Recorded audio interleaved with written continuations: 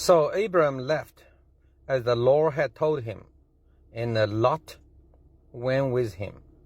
Abram was 75 years old when he set out for Haran. He took his wife Sarai, his nephew Lot, all the possessions they had accumulated, and the people they had acquired in Haran. And they set out for the land of Canaan, and they arrived there.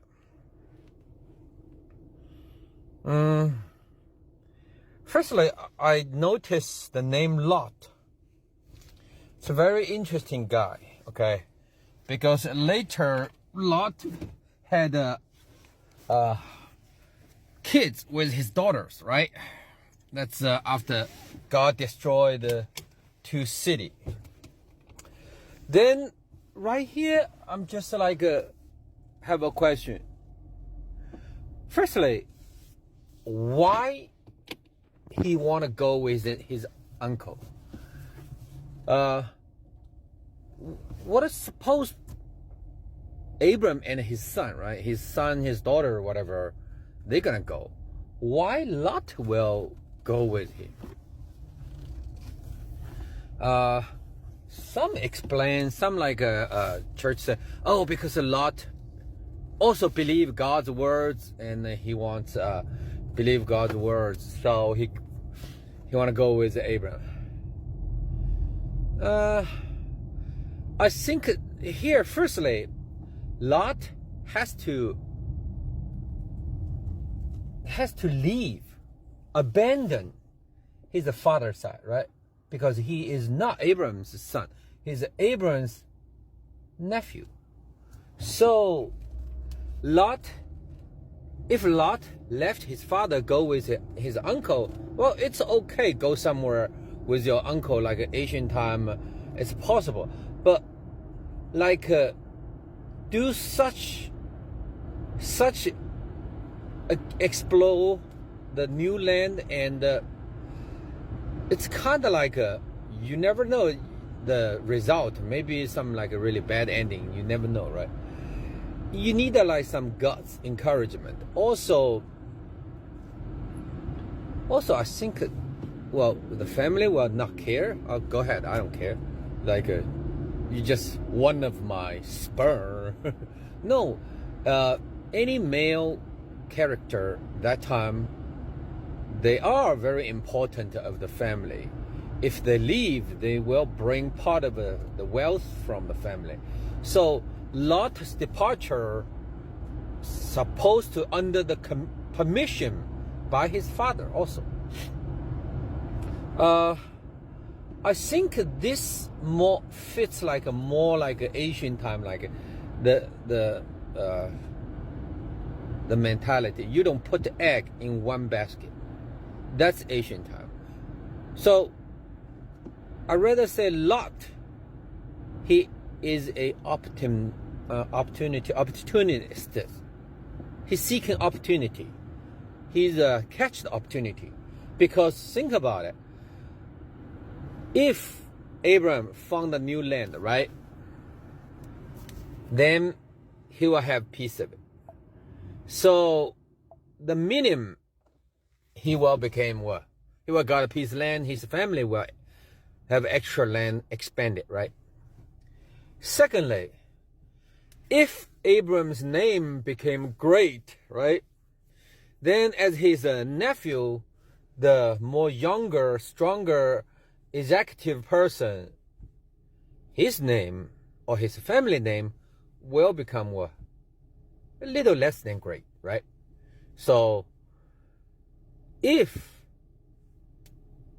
Abram get blessed, name get great, so he will get blessed also. So that's the logic. They seek one, egg not in one basket. Second, opportunist. Yeah, opportunity. That's I believe. So when people, then why Lot instead of his brothers? Well, I think in here either Lot is the weakest one, to give out, because family will not give the strongest, the best to do such like a voyage. They won't give the best one, maybe medium, maybe the worst, just kind of see the opportunity. So kind of like extra chips, extra bet. That's, I think, the Lot, his value. Secondly, for Lot himself, well, I think that's maybe he do it by himself. He introduced himself. Well, he's a brave, he's a god, something. But anyway, that's all I can see from this statement. Also, I noticed when God built the above statement, I will make you great, I will something. It's a contract. It's a contract between, it's should I say covenant or contract? I'd rather say contract. So God basically put himself in a cause and a consequence. That kind of contract made him in a deep shit. Unless you fulfill the contract, you cannot get out it. The reason is God's word is the logo, right? And unless you fulfill all you say, you will take the karma. And so simply, very simply, either fallen angel or either abyss, I just need to create countries, make you not the great country, make your name not great, make you get cursed from others, whatever. So it's very easy to aim on those attributes within the contract. I'm just break the end logic. So from there, I learned when we write contract or when we try to make some kind of commitment, be aware the end logic, end statement. It's very hard to keep the end logic. That's all I can see.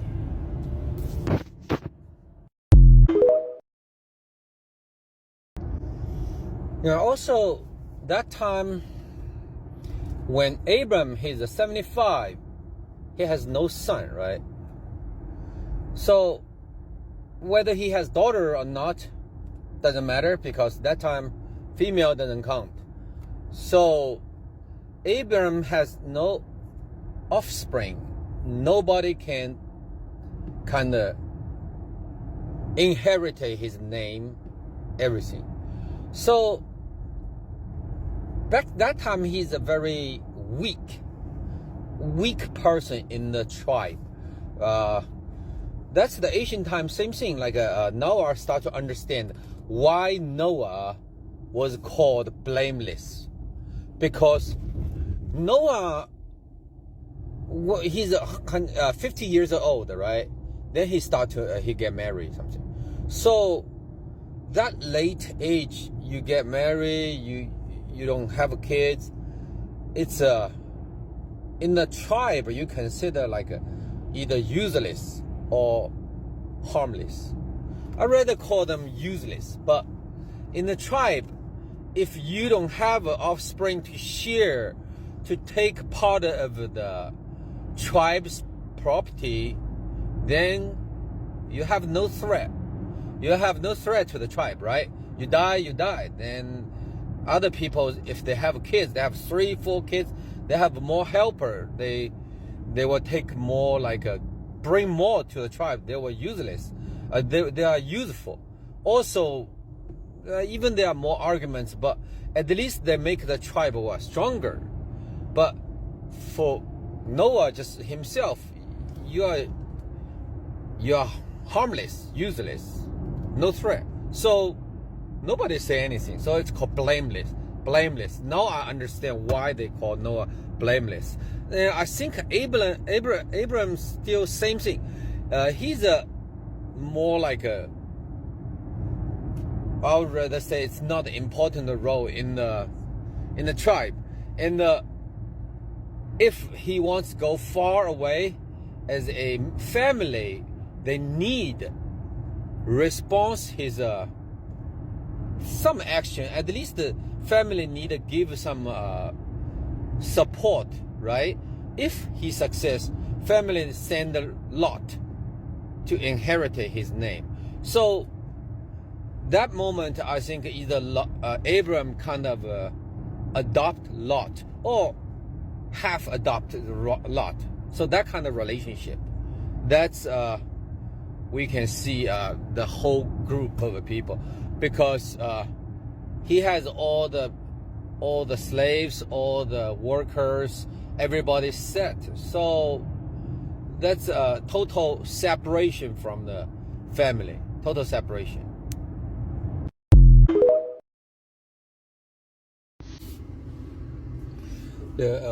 One of friends after listen my video suggest me do some research on the King James version. I did read some, but I didn't read all because there are a couple reasons. One reason, I'm not that good at English. I just a regular English as my second language. Secondly, I really don't like those things, and I highly believe there are many professional life career Bible comparison and the researcher doing the King James NIV version, all those things. So I let them finish the job. Okay. Third reason is what's the real difference between a 1% milk and a 2% milk? Or what's the real difference between the milk with a little cyanide inside, or with a little poop inside? I don't know. I don't feel the difference, because I already said the original Bible is as the researcher said, or the church said, original Bible is no fault, right? It's perfect, as they say. But after translation, interpretation, or someone either maliciously or with ignorance, whatever, some reason, made some change inside the Bible, right? And you can't guarantee it, and nobody can say no. So I really don't want to spend that much time and energy to do such things. So I just use my nature, reverse engineer, analytical thinking, and original thoughts. So that's that's kind of like a restaurant, that's the way of my cooking. Yeah, that's the way of my cooking. I'm not ready to get some big store, big restaurant, or famous food. It's out of my capability and my interest. Okay. For that sentence, I think after I read the King James version, I think the some difference I notice is the soul. They not bring the people follower to the Canaan. They bring souls. I don't know why they use souls in the King James version. I believe they not consider any individual, or they are valuable. They just a living soul, I guess. That's even sounds colder. So that's what I feel. Okay, that's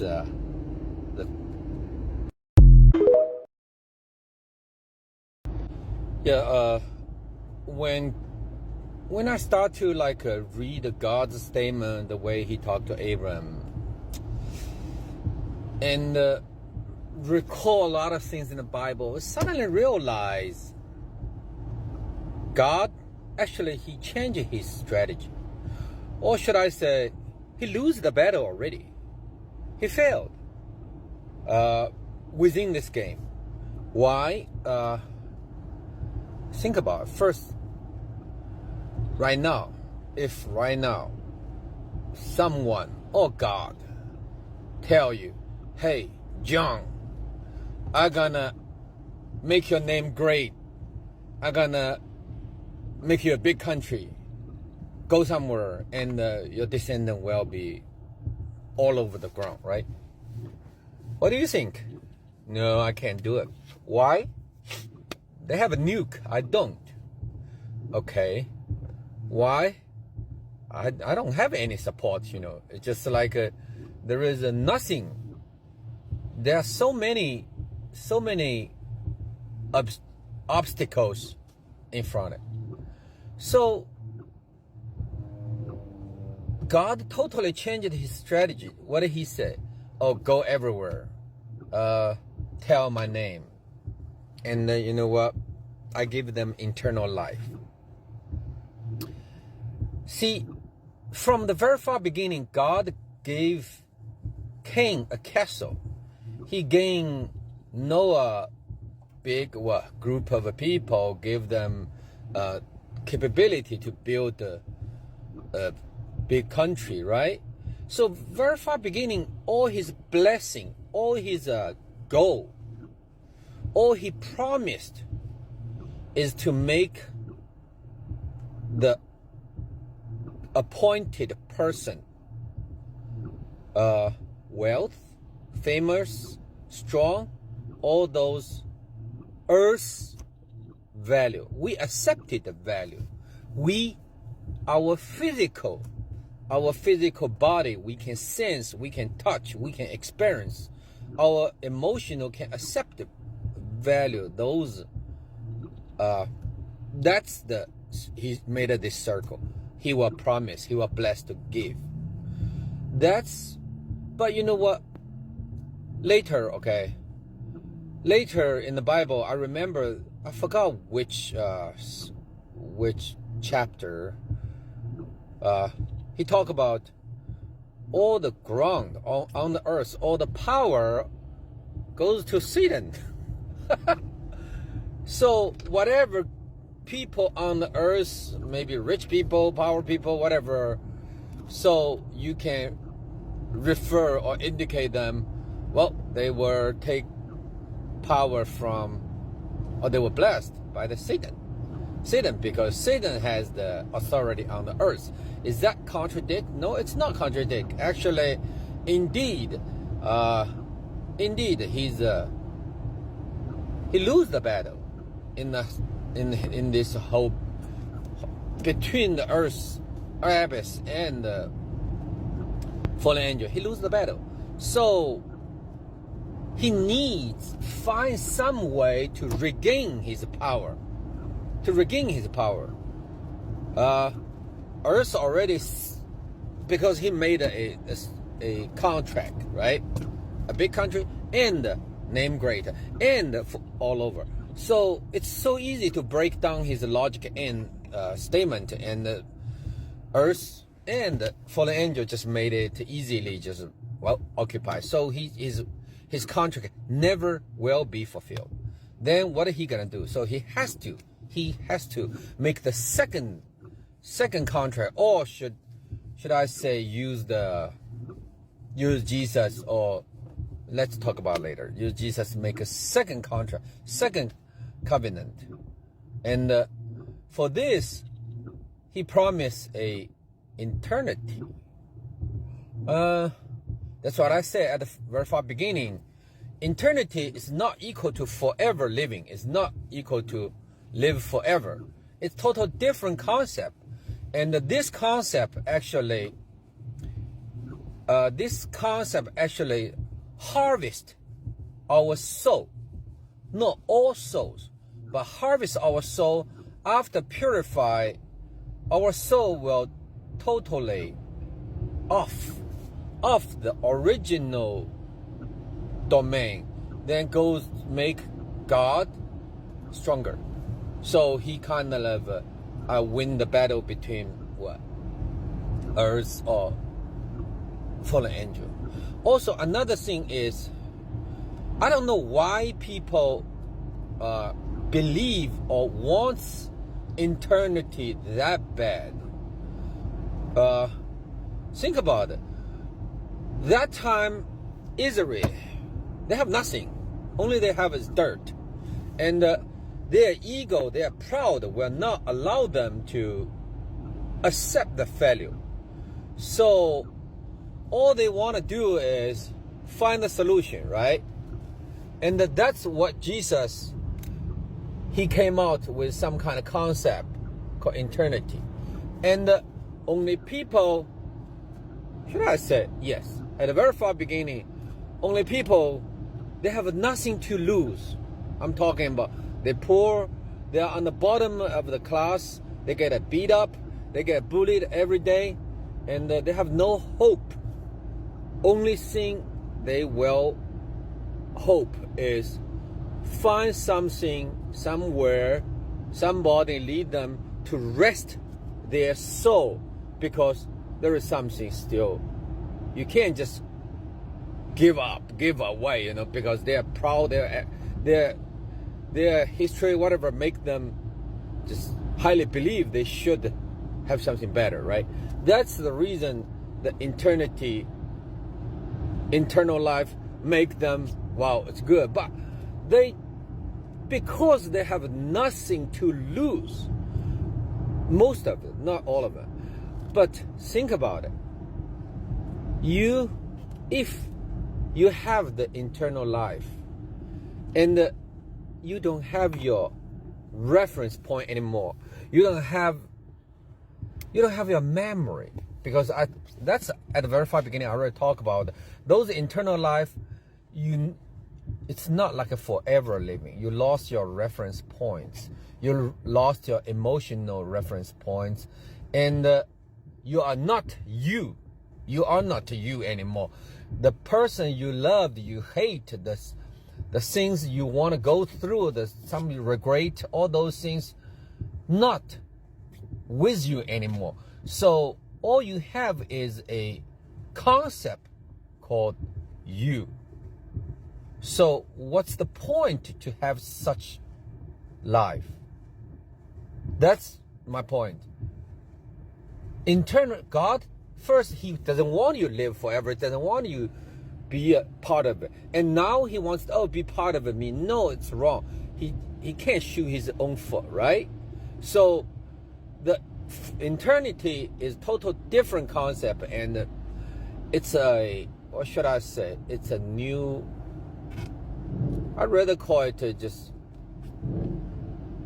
conspiracy, buffer zone, I don't know. But right now, I finally understand. It's God in this whole battle, 2 verse 1, he's not winner. He's not winner. But he still has some power. He has some capability to struggling between the game. And he still try to harvest souls to make him stronger. But I highly doubt it, because he has been changing his statement, keep changing his statement. Yeah, but anyway, he's the only one more tangible I can see. I can understand. Yeah, that's the reason I still believe him. I guess I still believe him.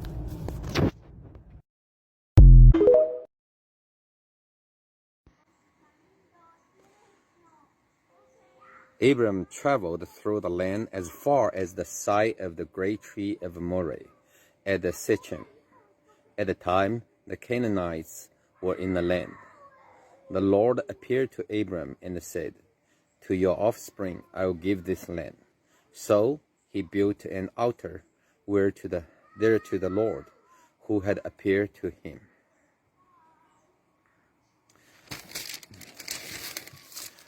So there is no specific direction nor boundary line limitation for that time for people kind of get to some place to to stop or to start whatever. I think the indication or the landmark for those Asian people, usually they use like a big tree, big mountain, big river, big lake, those nature things, and because there are not many buildings, right? We don't have many like Empire Building or some monument, something. So there's no landmark. So that time, I believe in between the tribes, at that time, the map, everything, the guideline is very vague. It's very vague. So you just say, okay, yeah, when you cross the moray, the big moray tree, then you will have you are into certain territory. I think that's kind of like more like animal pee near the elephant pool, the telephone pole, near some rocks. That's where I remember. That's where I can remember, because for those for those big house, for them just like in the mountain, there is no difference. Only thing you can remember is, well, there is a little tree look different. There is a little rock look little difference.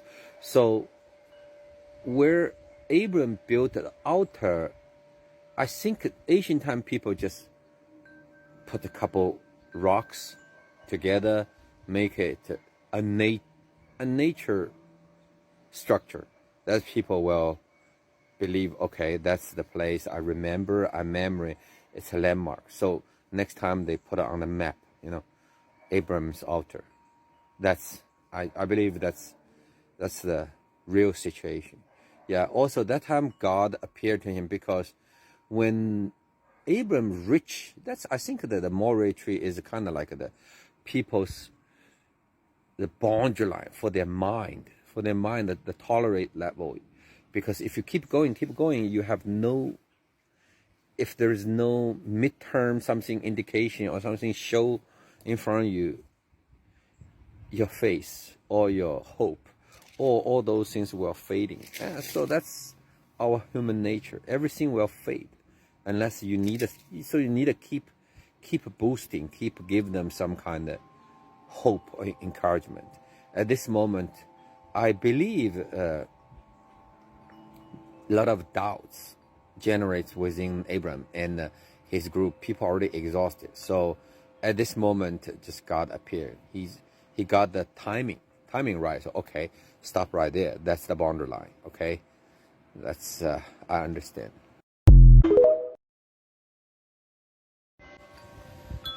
But the question is, that time Canaanites, they were live in that land. So when God told Abram, okay, I give this land to you, what do you think? What do you think?